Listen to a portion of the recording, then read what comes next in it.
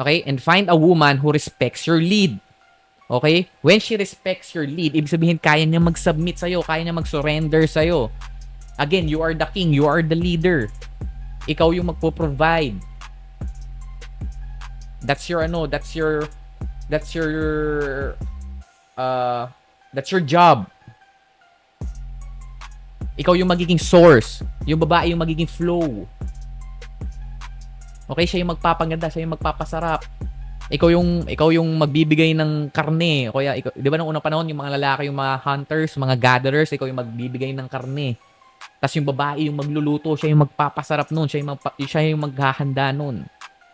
You are the source. She is the flow. Alright? So, ano yung takeaway natin sa video na to? Stop guessing kapag binigyan ka ng friction, kapag binigyan ka ng mixed signals, stop guessing. Stop chasing.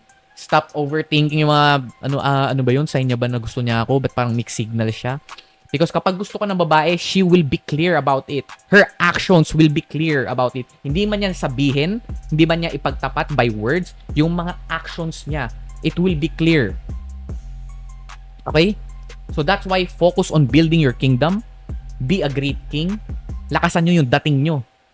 So improve and showcase yourself. Para kapag meron kang nakitang potential queen, trust this simple rule. High attraction is effortless. If it's hard, she's not the one.